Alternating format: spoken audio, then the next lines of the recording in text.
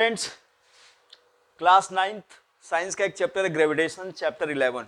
इसके बारे में आज हम पढ़ने वाले हैं। ग्रेविटेशन जैसे नाम आता है, सबसे पहले न्यूटन का नाम आता है। न्यूटन की स्टोरी पढ़ लेते हैं, सुन लेते हैं क्या होता है। न्यूटन एक बार एक पेड़ के नीचे लेटे हुए थे, तो कहते हैं एप्पल गिरा उनके आसपास। एप्पल गिरा तो उन्होंने सोचा, उन्होंने थिंक किया। देखिए साइंटिस्ट क्या करते हैं, थिंक करते हैं, सोचने से आइडियाज आते हैं। और मेरा आपसे रिक्वेस्ट है, आप भी सोचो, नई नई चीजें सोचो। उन्होंने सोचा कि भाई ये नीचे क्यों गिरा, ये तो ऊपर पेड़ पे लटका हुआ था, नीचे क्यों गिरा। फिर थोड़ा सा और डिस्कवर किया तो उन्होंने सोचा कि अर्थ ने इसको अपनी तरफ अट्रैक्ट कर लिया होगा। तो इन्होंने सोचा अर्थ ने इसको अपनी तरफ अट्रैक्ट कर लिया होगा, यानी कि अर्थ ने एप्पल पे फोर्स लगाया। तो क्या एप्पल भी अर्थ पे फोर्स लगा सकती है क्या? लगाएगी तो कितना? और अगर लगाता है तो अर्थ क्यों नहीं चिपक जाती है एप्पल से जाके? या ये एप्पल या अर्थ ये मून पे कोई फोर्स लगाती है, मून को अपनी तरफ स्टिक क्यों नहीं करती, क्यों नहीं अट्रैक्ट करती? यानी कि सभी ये सारे थॉट उनके दिमाग में आते चले गए, बहुत सारे। और उस पर उन्होंने काम करना शुरू किया। एक्चुअल में यही जो फोर्स जो अपनी तरफ अट्रैक्ट करता है, इस फोर्स को बोलते हैं ग्रेविटेशनल फोर्स। स्टडी को बोलते हैं ग्रेविटेशन, ग्रेविटेशनल फोर्स। हम इसकी बात करते हैं। एक प्रैक्टिकल आपके उसमें दिया गया, एक स्ट्रिंग बांधेंगे किसी में और उसको ऐसे से घुमाएंगे, ऐसे राउंड राउंड राउंड राउंड घुमाएंगे। राउंड घुमाएंगे तो क्या होगा, वो घूम जाएगा। घूमने के लिए एक फोर्स की रिक्वायरमेंट होती है, जो हमने हाथ से स्ट्रिंग पकड़ रखी है, स्ट्रिंग उस धागे को हमने पकड़ रखा है बांध के, जो ऐसे घुमा रहा था कोई बच्चा, तो हाथ हमारा उसको एक फोर्स प्रोवाइड कर रहा है और उस फोर्स को हम सेंट्रीपिटल फोर्स कहते हैं। यानी कि ये भी देखो एक सबसे मेन चीज हो गई कि अगर किसी चीज को राउंड राउंड घूमना है तो उसको घूमने के लिए, इस राउंड पथ पे, सर्कुलर पथ पे घूमने के लिए एक फोर्स की जरूरत होती है और उस फोर्स को हम बोलते हैं सेंट्रीपिटल फोर्स। क्या बोलते हैं? सेंट्रीपिटल फोर्स या फिर centre seeking force. Centre seeking force यानी ऐसा फोर्स जो सेंटर को ढूंढ रहा है, सेंटर सीकिंग फोर्स। इस फोर्स की जरूरत होती है अगर किसी को सर्कुलर पथ पे घूमना है। अगर ये फोर्स होगा तो नहीं घूम पाएगा। जैसे अगर ये आप स्ट्रिंग छोड़ दो तो क्या होगा, ये जो है, ये जो बंधा हुआ है ना स्ट्रिंग, ये ऐसे चला जाएगा, ऐसे ऐसे टेंजेंशियल। अब टेंजेंशियल एक वर्ड आया, ये टेंजेंशियल का मतलब क्या है? एक ऐसी लाइन जो किसी सर्कल को एक पॉइंट पे टच करे, उस लाइन को हम बोलते हैं टेंजेंट। तो जैसे ही सेंट्रीपिटल फोर्स इसको नहीं मिलेगा, यानी हाथ से आप उस स्ट्रिंग को छोड़ेंगे, वो सीधे चली जाएगी इस तरह। यहां पर होगी तो ऐसे चली जाएगी, यहां पर होगी तो ऐसे चली जाएगी, कुल मिला के ऐसे सीधे चली जाएगी टेंजेंट बनाते हुए सर्कल से। तो ग्रेविटेशनल फोर्स मतलब अट्रैक्शन फोर्स। तो अब इन सब में जब बात हुई, बहुत सारे लोगों ने इसमें काम किया, तमाम सारे लोगों ने वर्क किया, फाइंड आउट किया कि ऐसा क्यों होता है। बहुत सारे एस्ट्रोनॉट्स इसमें लगे, सारे साइंटिस्ट लगे क्या करना है क्या। तो एक लॉ बना जिसको बोलते हैं universal law of gravitation. Universal law of gravitation.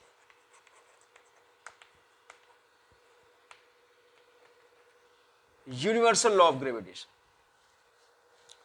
ये क्या है यूनिवर्सल लॉ ऑफ ग्रेविटेशन? भाई देखो, इसमें पहले ये बोला गया इस लॉ के अकॉर्डिंग टू दिस लॉ, लिखेंगे यहां पर अकॉर्डिंग टू लॉ। जो फोर्स, देखो यहां पर ऐसे मान लेते हैं कि ये कोई ऑब्जेक्ट ए है, ये कोई ऑब्जेक्ट बी है, इसका मास स्मॉल एम है, इसका मास कैपिटल एम है, और ये एक दूसरे से डी डिस्टेंस पर है। देखो अब ज्यादा सारी चीजें समझ में आएंगी। तो ये दोनों एक दूसरे से फोर्स लगाएंगे और वो कितना फोर्स है वो फोर्स बताता है ये यूनिवर्सल लॉ ऑफ ग्रेविटेशन। तो पहले क्या बोल रहा है कि force is directly proportional to product of their mass, यानी कि इनके मास का प्रोडक्ट कर दो, जितना ही होगा उतना ही फोर्स लगेगा। फर्स्ट यानी कि स्टेट अगर हम करें इसको तो कैसे करेंगे, force is directly proportional to product of the masses. दूसरा बोला force is also inversely proportional to square of distance between them, यानी कि इनके बीच में जितना डिस्टेंस है उसके स्क्वायर के इनवर्सली प्रोपोर्शनल। इनवर्सली का मतलब अपोजिट, अगर डिस्टेंस ज्यादा है तो फोर्स बहुत कम लगेगा, डिस्टेंस ज्यादा फोर्स कम। किसी को स्लैप मारना है तो क्या होगा, पास से ज्यादा तेज, ऐसा करना नहीं, दूर से कम। तो वही है, डिस्टेंस जितना दूर होगा उतना ही फोर्स कम लगेगा, अगर डिस्टेंस पास में तो फोर्स ज्यादा लगेगा। तो force is inversely proportional to square of distance between them. अब देखिए इन दोनों को अगर हम कंबाइन करते हैं, स्टेटमेंट आगे लिखते हैं, combining equation first and second, combining equation first and second, इसको कंबाइन करो, ये तो एफ है और ये भी एफ है, तो ये एफ हो जाएगा, और प्रोपोर्शनल टू एम एम और डी स्क्वायर। तो एम एम ये ऊपर ही लिखेंगे क्योंकि ये एज ए न्यूमरेटर में है, और नीचे क्या है, डी स्क्वायर। तो m m upon D square. Physics में क्या होता है सब जानते हैं, जब प्रोपोर्शनल का साइन लगा होता है और ये हटाते हैं तो क्या होता है, इसकी जगह पर इक्वल का साइन आता है और एक कांस्टेंट लेना होता है। तो एफ आपका क्या आ गया, ये हटेगा तो इक्वल आ गया, और यहाँ कांस्टेंट लेंगे तो यहाँ पर ग्रेविटी पढ़ रहे हैं इसलिए ग्रेविटेशन कांस्टेंट ले लेंगे, G m m upon D square. ये है जिसमें जी क्या है, जी क्या है स्टूडेंट्स, जी है कांस्टेंट, जी है कांस्टेंट जिसको बोलते हैं ग्रेविटेशनल कांस्टेंट, और इसका वैल्यू होता है 6.67 इंटू 10 की पावर 11 होता है, -11 होता है। जस्ट मिनट, एक सेकंड में अभी देख लेते हैं एक्चुअल में कितना होता है, -11 ही होता है, -11। अब देखो इसका यूनिट क्या होता है, यूनिट मैंने नहीं लिखा हुआ है, अभी इसको रब करने के बाद इस अगले टॉपिक में हम ये बताएंगे कि इसका यूनिट हम कैसे फाइंड आउट करेंगे।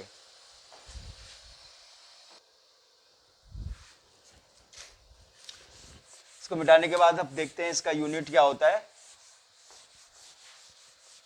Unit of gravitational constant, topic unit of G. देखिए कैसा यूनिट हम निकालेंगे, हमने ये फॉर्मूला अभी निकाला, F equal to G small m capital M upon D square. तो इसमें सबसे पहले किसी का भी यूनिट निकालने के लिए हम उसका वैल्यू निकालते हैं पहले, तो ये g का वैल्यू निकालेंगे तो ऐसे क्रॉस मल्टीप्लाई करना पड़ेगा, तो g small m capital M equal to F d square. तो जब g निकालेंगे तो F d square upon m और m। देखिए ये तरीके से आपको न्यूमेरिकल सॉल्व करने में भी हेल्प करेगा, इस तरह से जैसे मैं कर रहा हूँ। इसमें 1 2 3 4 5 टर्म्स है, 5 में से कोई 3 या 4 इनडायरेक्टली या डायरेक्टली दिया होगा, और बाकी के वैल्यू रख के इस तरह से निकालेंगे। जी भी निकाल सकते हैं, एम भी निकाल सकते हैं, डी भी निकाल सकते हैं, बाकी की अगर गिवन हो तो। अब देखो इसका यूनिट कैसे निकलेगा भाई, फोर्स का यूनिट क्या होता है, न्यूटन, सिंपल है।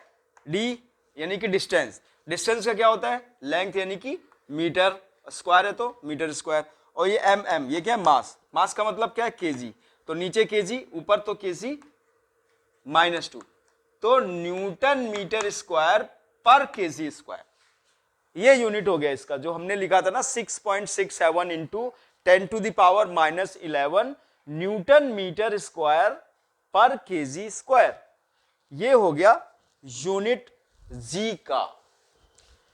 अब आगे, अब ये हमारे लिए इंपॉर्टेंस भी बहुत है, क्या है, इंपॉर्टेंस ऑफ लॉ।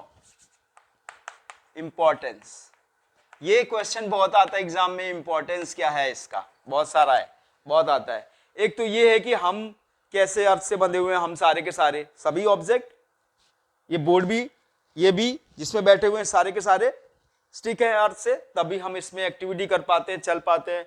तो पहला तो ये हो गया कि हम जो बंधे रहते हैं तो वो हमारे लिए बहुत इंपॉर्टेंस है, इंपॉर्टेंस ग्रेविटेशनल लॉ का। Bind us to the earth. Okay, दूसरा movement of planets around the sun, sun के आसपास जो मूवमेंट होती है हम सब की, हमारी भी जितने भी प्लैनेट्स हैं हम सब घूमते हैं, ये इसका एक इंपॉर्टेंट हो गया इंपॉर्टेंस। और तीसरा क्या हुआ, मूवमेंट ऑफ मून,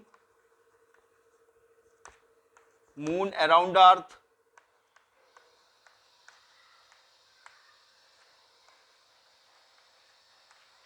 ये कुछ इंपॉर्टेंस हो गए इसके कि क्या क्या है। और शायद एक और फोर्थ वन इज आपकी बुक में एनसीईआरटी में tides, tides, tides due to moon. अच्छा ये क्या होता है बहुत लोग नहीं जानते होंगे, टाइड्स एसएसटी का है ये सब्जेक्ट टॉपिक। टाइड्स, टाइड्स क्या है, जैसे सी होता है ओशन, उसमें क्या है कि कभी पानी ऊपर की तरफ चढ़ जाता है, बहुत सारा लेवल हाई हो जाता है, हाई राइज, तो वो क्या है हाई टाइड, और कभी नीचे चला जाता है बहुत दूर तक, तो वो क्या है लो टाइड। तो वो भी मून और सन की अट्रैक्शन फोर्स की वजह से ही आते हैं। तो ये इंपॉर्टेंस हो गए हमारे लिए इस लॉ के, क्या है, ऐसा फोर्स जो हमें बांध के रखता है, ऐसा फोर्स जिससे प्लैनेट सन के आसपास घूमते हैं, ऐसा फोर्स जिससे मून अर्थ के आसपास घूमता है, और ऐसा फोर्स जो टाइड्स लेके आता है। तो ये इंपॉर्टेंस हो गया। Okay, importance of gravitation law, universal gravitation law, importance of gravitation. अब इसके बाद किसी भी टर्म में क्वेश्चन आ सकता है, यही आंसर आपको देना है। Next topic free fall. देखो इस स्टडी को इंटरेस्टिंग बनाओ, स्टडी को इंटरेस्टिंग बनाओ, मजा आ जाएगा। साइंस वैसे भी एक ऐसा सब्जेक्ट है जो इंटरेस्टिंग भी होता है। फ्री फॉल बोरिंग नहीं होता। फ्री फॉल देखो क्या है, फ्री जैसे इसका नाम फ्री फॉल, फ्री का मतलब यहां ये है कि कोई फोर्स के अंडर में नहीं, ऐसे ही फॉलिंग हो रही हो। जैसे ये चौक है और मैंने क्या किया, ऐसे डाल दिया, बट यहां पर तो एयर थोड़ा सा फोर्स लगा रही है। एयर रेजिस्टेंस को अगर हम नेग्लेक्जिबल मान ले और किसी ऑब्जेक्ट को हम फॉल कराएं only under the action of gravity और gravitational force, the fall is called free fall. यानी कि सिर्फ ग्रेविटेशनल फोर्स के अंडर में किसी ऑब्जेक्ट की जो फॉलिंग होती है उसको बोलते हैं हम फ्री फॉल। अच्छा फ्री फॉल होगा, फ्री फॉल देखिए, जब भी किसी ऑब्जेक्ट में फोर्स लगेगा तो उसमें एक्सेलरेशन आएगा, ये समझने वाली बात है। जब भी फोर्स लगेगा एक्सेलरेशन आएगा। कैसे, फोर्स लगा, वेलोसिटी चेंज हुई, और वेलोसिटी के चेंज को क्या बोलते हैं, acceleration. Change in velocity is called acceleration, rate of change. Force लगा एक्सेलरेशन आया, तो फोर्स लगा एक्सेलरेशन आया। तो ये ग्रेविटेशनल फोर्स ने, अर्थ के ग्रेविटेशनल फोर्स ने किसी ऑब्जेक्ट को अपनी तरफ अट्रैक्ट किया, तो यानी कि उस पर उसने फोर्स लगाया, तो उस ऑब्जेक्ट पे ग्रेविटेशनल अप्लाई हुआ। ग्रेविटेशन यानी एक्सेलरेशन, एक्सेलरेशन यहां पर क्या है, ग्रेविटेशन, ग्रेविटी जिसको कहते हैं ग्रेविटी। देखिए फोर्स वैसे क्या होता है, हमने पढ़ा हुआ है F equal to m a, लेकिन जब हम ग्रेविटेशनल फोर्स के बारे में पढ़ते हैं तो ये A is converted into G, तो F इक्वल टू हो जाता है mg। ये फोर्स है, ये ग्रेविटेशनल फोर्स है। G क्या है यहां पर, एक्सेलरेशन ही है मगर due to gravity, acceleration due to gravity है यहां पर, मास तो ये है ये, ठीक है। ये चीज याद रखना कि फोर्स आएगा तो एक्सेलरेशन भी आएगा, तो यहां पर भी आया मगर कौन सा आया, एक्सेलरेशन ड्यू टू ग्रेविटी। ये एक फोर्स हो गया। दूसरा फोर्स हमने अभी पढ़ा था इससे पहले, यूनिवर्सल लॉ ऑफ ग्रेविटेशन, वो भी ग्रेविटेशनल फोर्स था, F था G m m upon D square. देखो ये भी ग्रेविटेशनल फोर्स, ये भी ग्रेविटेशनल फोर्स। ये ग्रेविटेशनल फोर्स क्यों है, क्योंकि ये G है इसलिए, अगर ये G नहीं होता, A होता तो नॉर्मल फोर्स होता, G है इसका मतलब ये ग्रेविटेशनल फोर्स है। तो ये भी फोर्स, ये भी फोर्स, इक्वेट कर देंगे। देखिए equating equation first and second, इधर आ जाते हैं। Equating equation first and second, equate करो, एफ है तो आपका ये दोनों को इक्वेट कर दो, M G equal to this, तो M G equal to G small M capital M upon D square. देखिए स्मॉल एम खत्म, तो जी आपका आ गया capital G capital M upon D square. ये क्या है, जी जिसको बोलते हैं ग्रेविटी। हाँ जी वाला जी नहीं, वैसे जी इसको क्या बोलते हैं, ग्रेविटी। तो ये ग्रेविटी वाई का भी एक फॉर्मूला आ गया। आप देखिए ये है ग्रेविटी का फॉर्मूला। इसकी वैल्यू अगर हम निकालें तो क्या कर सकते हैं, बहुत आसानी से देखिए हम चीजों को कर सकते हैं। ये आपका फॉर्मूला आया G m upon D square. तो अब ये डी अगर कोई ऑब्जेक्ट अर्थ के सरफेस के आसपास है, तो हम इस जी को बोल देते हैं, डी को जी और कैपिटल एम अपॉन आर, और ये अर्थ आर ई, डी मतलब हो जाएगा रेडियस ऑफ द अर्थ हो जाएगा इस डी का वैल्यू, ठीक है, अर्थ के रेस्पेक्ट में। अब इस जी का वैल्यू निकाला जा सकता है कैसे, देखिए जी का वैल्यू, एम का वैल्यू और रेडियस ऑफ अर्थ, इन तीनों का वैल्यू आप पुट कर दो। देखिए क्विक रिवीजन में है तो इसलिए हम ज्यादा करके नहीं दिखाएंगे, आप खुद रख लेना, बहुत सिंपल है। जी का वैल्यू आप रख लेना, फिर एम का वैल्यू रख देना, फिर अपॉन में आर ई का वैल्यू रख देना, फिर कैंसिल आउट कर देना, काट पिट के जो भी आएगा वो जी आ जाएगा, और जो कि आएगा 9.8 मीटर पर सेकेंड स्क्वायर। ये एक्सेलरेशन है, इसका यूनिट भी वैसे ही रहेगा, एक्सेलरेशन है, भले ही वो एक्सेलरेशन ड्यू टू ग्रेविटी हो, लेकिन ये एक्सेलरेशन है, इसका यूनिट हो गया मीटर पर सेकेंड स्क्वायर 9.8। देखिए ये कैलकुलेशन ऑफ जी, इस तरीके से आप जी का कैलकुलेट कर सकते हैं। और एक इंटरेस्टिंग चीज देखिए, जी ग्रेविटी यानी कि हर जगह अलग अलग होती है, प्लेस टू प्लेस वेरी करती है, इस जगह कुछ और है, कहीं और जाएंगे तो कुछ और होगी, अर्थ के पोल्स पे कुछ और होगी, इक्वेटर पे कुछ और होगी, इधर बीच में कुछ और होगी, या फिर हम किसी दूसरे प्लैनेट में जाएं तो कुछ और हो जाएगी। जैसे अगर हम मून में बात करें, तो मून में जो हमारा मास होता है, चलो पहले हम मास और वेट में डिफरेंस पढ़ते हैं, फिर इसके बाद देखेंगे क्या क्या होता है, ठीक है। मास एंड वेट अगला टॉपिक भी है, आप मास एंड वेट पढ़ लेंगे तो चीजों को, और जो मैं अभी बताना चाह रहा था मैं बीच में रुक गया, इसलिए कि मुझे लगा कि अगर मैं ये पहले बता दूंगा तो आपको ज्यादा अच्छी तरह से चीजें समझ में आएंगी इसमें, ठीक है। तो मास एंड वेट हम समझते हैं पहले। मास क्या है, mass is the amount of substance, mass is amount of substance, amount of, जैसे ये चौक है, ये चौक में कितने केजी चौक है, कितने ग्राम है, उसके अमाउंट को बोलते हैं हम मास, अमाउंट ऑफ सब्सटेंस। दूसरा वेट, वेट क्या है, वेट है ऐसा फोर्स जो इस पे लगता है अट्रैक्ट इसको करने के लिए, वेट है फोर्स, समझिए आप, वेट क्या है, फोर्स है, वो फोर्स जो अर्थ लगाती है उस ऑब्जेक्ट, हम यहां पर जो बात करें, मून पे अगर होगा तो मून जो लगाता है, किसी और जगह होंगे तो वो जो लगाता है, अर्थ पे है तो अर्थ की बात करते हैं कि अर्थ इसको अपनी तरफ अट्रैक्ट करने के लिए इस ऑब्जेक्ट में जो फोर्स लगा रही है उस फोर्स को बोलते हैं वेट। यानी कि वेट क्या है, एक फोर्स है, वेट क्या है, एक फोर्स है।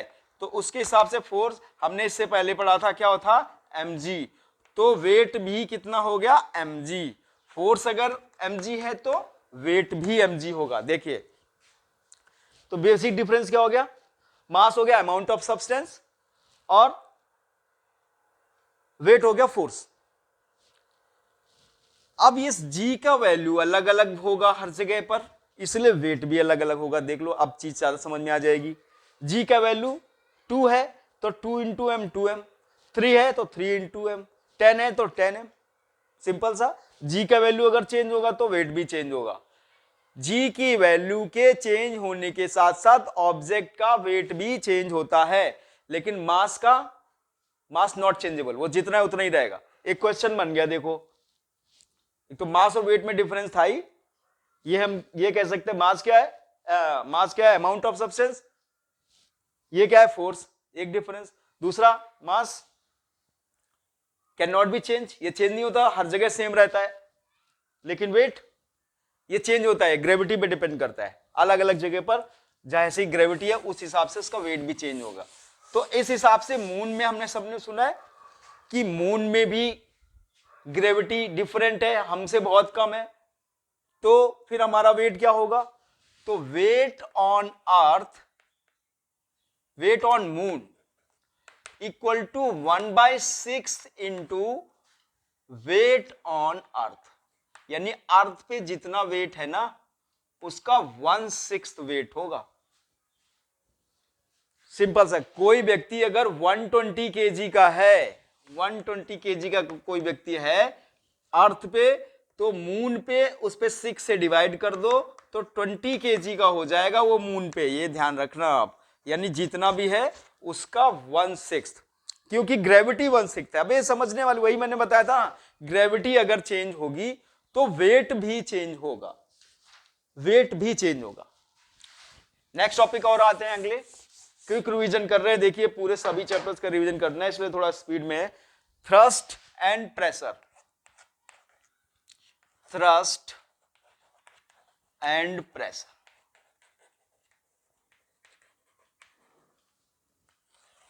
Thrust and pressure. सबसे पहले थ्रस्ट, देखिए थ्रस्ट एक फोर्स है। अब बोलेंगे सर थ्रस्ट, थ्रस्ट कैसे, फोर्स कैसे हो गया?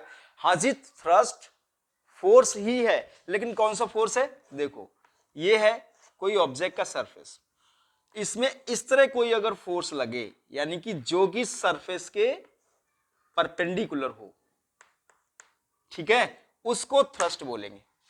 तो फोर्स है, लेकिन कौन सा फोर्स है कि अगर उस सरफेस पे परपेंडिकुलर लगे, परपेंडिकुलर अगर अप्लाई हो तो फिर वो ऐसा जो फोर्स है वो थ्रस्ट है। क्लियर? ये फोर्स ही है। अब प्रेशर की बात कर लेते हैं। प्रेशर, थ्रस्ट तो पता चल गया आपको, यानी फोर्स है, ठीक है। तो प्रेशर क्या है? प्रेशर क्या है? थ्रस्ट, थ्रस्ट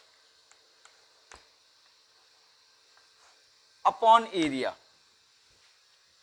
यानी कि यूनिट एरिया में जो थ्रस्ट लग रहा है, यूनिट एरिया में जो थ्रस्ट लग रहा है उसको बोलेंगे प्रेशर।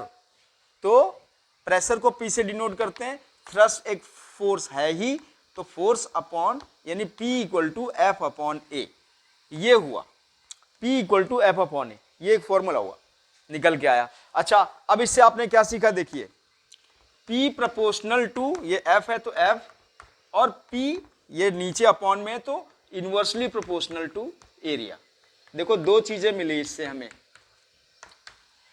ये बहुत अप्लाई भी होता है हमारे घर में, यानी कि फोर्स अगर ज्यादा लगाएंगे तो प्रेशर भी ज्यादा लगेगा, सिंपल सा, फोर्स ज्यादा प्रेशर ज्यादा, लेकिन ये इनवर्सली, एरिया ज्यादा प्रेशर कम, एरिया ज्यादा प्रेशर कम, एरिया कम प्रेशर ज्यादा। घर में जो चाकू होती है ना, जिससे हम सब्जी काटते हैं लोग, उसका जो कॉर्नर होता है वो अगर ब्लंड नाइफ उसको बोलते हैं, ब्लंड अगर है, ब्लंड है मतलब मोटा, धार उसकी जो है ना वो मोटी है, तो मोटी अगर धार होगी तो क्या होगा? कटने में प्रॉब्लम आएगी, क्योंकि एरिया ज्यादा है, एरिया ज्यादा है तो प्रेशर कम लगेगा, समझने वाली बात है। अगर वो पतली है, वो नाइफ पतली है, शार्प है, तो क्या होगा? वो पतली मतलब एरिया कम, एरिया कम तो प्रेशर ज्यादा, सिंपल सी है। अगर कोई सुई है, उसका जो कॉर्नर है वो पतला है तो फिर जल्दी से वो घुस जाएगी, अगर मोटा है तो देर में घुसेगी। कील, नुकीली कील जल्दी से ठुक जाती है क्योंकि उसके कॉर्नर का एरिया कम, एरिया कम प्रेशर ज्यादा। मोटी सी कील है तो उस ठुकने में उसको थोड़ा सा समस्या आती है, ज्यादा फोर्स अप्लाई करना होता है, देर में जाती है। क्यों? क्योंकि उसका एरिया ज्यादा है तो प्रेशर आपको ज्यादा अप्लाई करना पड़ेगा। तो ये कुछ एप्लीकेशन हो गए।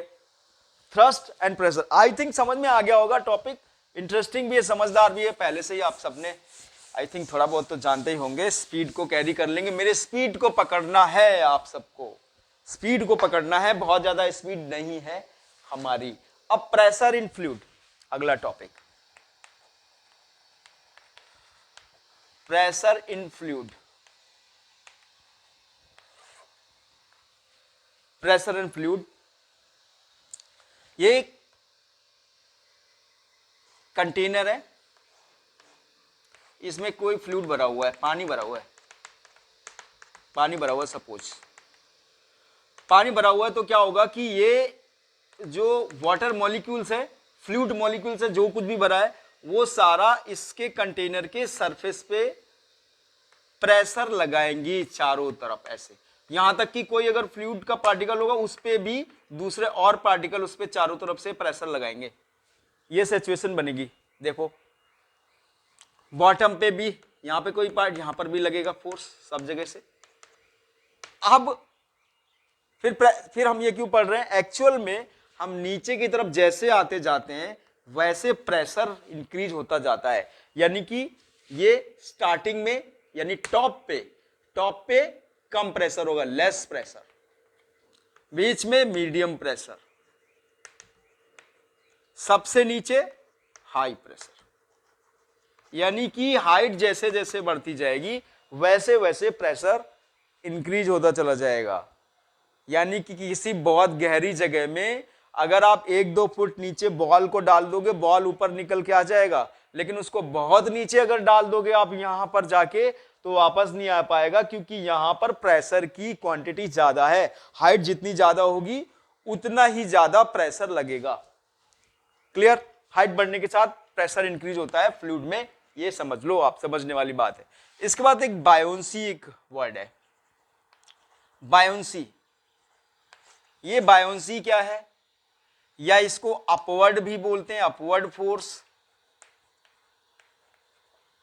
ये बायोंसी फोर्स, ये क्या है भाई, देखिए ये क्या है, जब कोई ऑब्जेक्ट को हम किसी लिक्विड में, फ्लूइड में डुबोते हैं तो उसमें एक फोर्स लगता है उस ऑब्जेक्ट में, जो उस ऑब्जेक्ट को ऊपर की तरफ धकेलता है। जैसे यहां पर अगर आपने बॉल डाल दी कोई, तो एक फोर्स लगेगा इस पे जो इसको ऊपर की तरफ लेके जाएगा।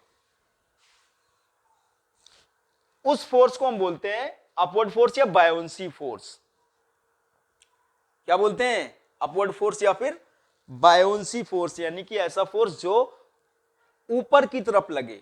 इसको अप थ्रस्ट भी बोलते हैं, अप थ्रस्ट। थ्रस्ट क्या था, थ्रस्ट लग रहा था नीचे की तरफ, और अप थ्रस्ट ऊपर की तरफ। यानी कि देखो ये बात हो रही थी ना, ये जैसे है, तो ये ऐसे ये थ्रस्ट था जो परपेंडिकुलर लग रहा था, ये फोर्स है, थ्रस्ट भी फोर्स है, अप थ्रस्ट भी फोर्स है, और ये लिक्विड लगा रहा है इस पे, ये अप थ्रस्ट हो गया, अप थ्रस्ट यानी ऊपर को ले जाने वाला फोर्स, और ये नीचे की तरफ अप्लाई होता है। तो इसको ये बोलते हैं, जो ऐसा फोर्स जो लिक्विड में आने वाली किसी चीज को ऊपर की तरफ लगे, जो ऊपर को लेके जाए, उसको बोलते हैं अप थ्रस्ट। ओके, अब देखिए अगला टॉपिक, सब एनसीईआरटी की बुकिंग कर रहे हैं, जब सारा का सारा आपको कवर करने वाले हैं, पूरा chapter floating and sinking, floating और सिंकिंग,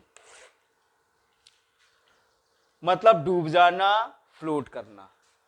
भाई ये कैसे कैसे होता है, कौन कौन सी चीजें, क्या क्या है फ्लोटिंग में, जिम्मेदार कौन कौन से हैं। देखो एक तो चीज है डेंसिटी, एक एक चीज पढ़ लेते हैं तो आपको समझ में आ जाएगा। और देखिए डेंसिटी, अगर कोई ऑब्जेक्ट डाल रहे हो आप किसी लिक्विड में, उस ऑब्जेक्ट की डेंसिटी लिक्विड से ज्यादा है तो वो सिंक कर जाएगी, और अगर लिक्विड से डेंसिटी कम है तो तैर जाएगी। जैसे एक लकड़ी का ऐसे आप छोटा सा लॉग डाल दोगे वाटर में तो वो फ्लोट करेगा, तैरेगा। क्यों? कि उस लकड़ी का जो डेंसिटी है वाटर की डेंसिटी से कम है, कम डेंसिटी फ्लोट करेगा। अब एक कील ले लो लोहे की, उसको आप डाल दो लिक्विड में तो कील की डेंसिटी है ज्यादा डेंसिटी है किससे? वाटर से। कंपैरिजन में वाटर से ज्यादा है तो वो सिंक कर जाएगी। तो डेंसिटी एक रोल हो गया, डेंसिटी ज्यादा फ्लोट करेगी, डूब जाएगी, डेंसिटी कम तो फ्लोट करेगी। Number 2, displacement of water. Displacement of water, देखिए ये क्या है? कोई ऑब्जेक्ट अगर लिक्विड में जाएगा तो वो वाटर डिस्प्लेस करेगा। आप स्विमर को देखते हो, स्विमर जो स्विम करता है ना, तो वो ऐसे ऐसे इस तरह से हाथ से या पैर से किसी से भी पानी को हटाता है, ऐसे हटा रहा है, ऐसे हटाता है, पानी को डिस्प्लेस करता है, हटाता है। अब उसको अगर तैरना है तो क्या करना पड़ेगा? जितना उसका वेट है, जैसे मैं 50 केजी का हूं तो मुझे अगर स्विम करना है तो 50 केजी वाटर का वेट हमें डिस्प्लेस करना पड़ेगा। अगर हमने 50 केजी, कम से कम 50 केजी डिस्प्लेस कर लिया तो मैं डूबने से बच जाऊंगा। अगर मैं जब भी 50 केजी से कम डिस्प्लेस किया मैं डूब जाऊंगा। यही फिनोमिनन डिस्प्लेसमेंट ऑफ वाटर का है कि वही ऑब्जेक्ट स्विम करेगा, तैरेगा, फ्लोट करेगा जो अपने वेट के इक्वल कम से कम वेट वाटर को डिस्प्लेस करे, नहीं तो नहीं। जैसे एक छोटी सी एक एग्जांपल है, क्वेश्चन में भी आते हैं कि छोटी सी कील जो होती है ना वो पानी में डूब जाती है, और जबकि बहुत बड़ा जहाज जिसमें उस जैसी हजारों कीलें लगी रहती हैं वो फ्लोट करता रहता है, उस पर कुछ नहीं होता, वो तैरता रहता है, वो नहीं डूबता। तो उसका क्या रीजन है? उसका रीजन यही है क्योंकि कील का वेट के हिसाब से वाटर डिस्प्लेस नहीं कर पाती। अपने वेट से कम वाटर डिस्प्लेस किया तो डूब जाएगी, डूब जाती है इसलिए कील। लेकिन शिप का साइज इतना बड़ा होता है, बहुत बड़ा होता है, बहुत बड़ा, तो बहुत बड़े साइज की वजह से वो वाटर को डिस्प्लेस कर देता है। अब वाटर डिस्प्लेस कैसे होता है? भाई देखो सिंपल सी बात है, पानी में कोई चीज जाएगी तो वो जगह कवर करेगी, तो उस जगह कवर करने को ही डिस्प्लेस बोलते हैं कि वाटर वहां से हट गया, डिस्प्लेस हो गया। तो जितना उसका मास, वेट, उतना कम से कम वाटर डिस्प्लेस होना चाहिए अगर फ्लोटिंग के लिए। तो जो शिप सी होता है वो अपने वेट से ज्यादा वाटर डिस्प्लेस कर देता है, इसलिए स्विम करता है, अदरवाइज वो भी नहीं स्विम कर पाता। ये हो गया नंबर। अब एक टॉपिक इसमें और बचा है, आर्किमिडीज प्रिंसिपल। आर्किमिडीज प्रिंसिपल और देख लो, बस उसके बाद खत्म। आर्किमिडीज प्रिंसिपल, देखो इसी फ्लोटिंग पे इन्होंने एक प्रिंसिपल दिया था। आर्किमिडीज एक साइंटिस्ट थे, इन्होंने क्या दिया था कि जो कोई अगर ऑब्जेक्ट डुबोया जाए किसी लिक्विड में, फुली या पार्शियली, चाहे पूरी तरह से डुबो दे या थोड़ा बहुत डुबोए, उसमें एक फोर्स लगेगा, अपवर्ड फोर्स, अपवर्ड फोर्स लगेगा। और वो कितना होगा? वो ऑब्जेक्ट जितना वाटर डिस्प्लेस करेगा उसके वेट के बराबर फोर्स लगेगा। यानी कि ऑब्जेक्ट गया, अपने साइज की वजह से जितना उसका साइज होगा उतना तो वाटर डिस्प्लेस करेगा, तो फोर्स कितना लगेगा? जितना वाटर इसने डिस्प्लेस किया है।